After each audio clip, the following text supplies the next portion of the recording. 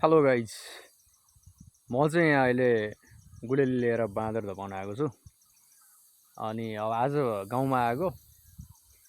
अनि अहिले अब मकैको सिजन छ, फलफुलहरूको लिची आँपहरूको सिजन छ हैन। अब जङ्गलमा यो जामुनहरू फडियारहरूको यसो सिजन छ, अलिअलि हैन फल्दैछ, फलफुलहरू छ, केराहरू हुन्छ। अनि यो बेलामा चाहिँ बाँदरले एकदमै दुःख दिने क्या हैन। बाँदर एकदमै अब जतै किसानहरूलाई दुःख दिइरहेको छ नि त हैन।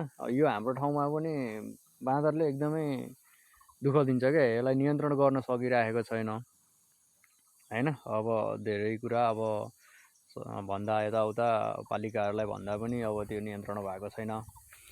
अनि किसानहरूको चाहिँ यो बाँदर पनि एक नम्बरै दुश्मन रहेछ क्या हैन। अब खासै अब बिउ बिजन मलहरू त त्यति राम्रो नभए नि अलिअलि अब उत्पादन गरेको हुन्छ, त्यही पनि बाँदरले अब खाइदिन्छ हैन। बाँदरहरू अब यस्तो बढ्यो कि घरमै आएर खाइदिन्छ भने बाँदरले हैन। अनि त्यो हुँदा किसानहरूलाई पनि एकदमै गाह्रो। अनि त्यही भएर म पनि अहिले यहाँ यसो बाँदर आयो भनेर फेरि यतापट्टि हैन अनि आएर धपाउनको लागि यता साइडमा आएको छु, खेतको छेउमा। यस्तै छ गाइस।